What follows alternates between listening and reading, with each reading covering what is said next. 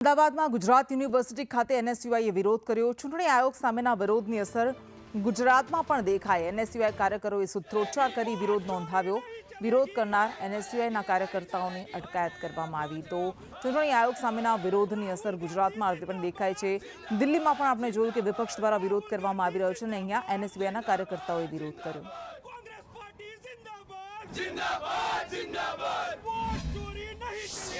લોકસભામાં વિપક્ષના નેતા અને જનનાયક એવા અમારા નેતા રાહુલ ગાંધીજીએ જે ચુનાવ આયોગે જે ફેક જે મતદારો હતા તેની યાદી બહાર પાડેલી છે અને કાલે પણ તમે જોયું કે સંસદથી સડક સુધી અમારા નેતા રાહુલજી જે રીતે લડ્યા છે એના સમર્થનમાં આજે ગુજરાત એનએસયુઆઈ સાથે મળીને કોંગ્રેસ પાર્ટીના વિચારધારા સાથે જોડાઈને સૌ લોકો અમે અહીંયા આજે આવ્યા છે અને વિરોધ પ્રદર્શન કરી રહ્યા છે। લોકતંત્રમાં વોટ ચોરી થવો એ બહુ મોટી વાત છે અને આ જે લડાઈ છે તે કોઈ પાર્ટી વિશેની નથી પણ આપણા સંવિધાનને બચાવવાની લડાઈ છે। વિપક્ષ દ્વારા શરૂ કરાયેલ ચૂંટણી આયોગ સામેના વિરોધનો જે ગુંજ ગુજરાત સુધી જોવા મળી રહી છે।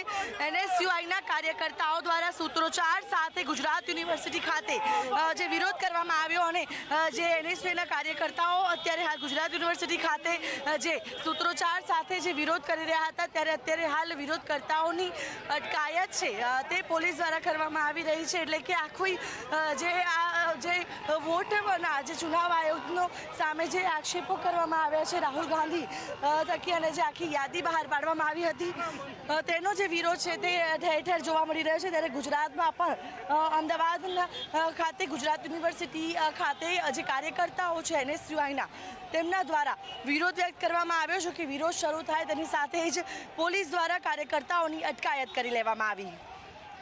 કેમેરા પર્સન મનીષ વાણિયા સાથે આયુષ યાજ્ઞિક, સંદેશ ન્યૂઝ, અમદાવાદ।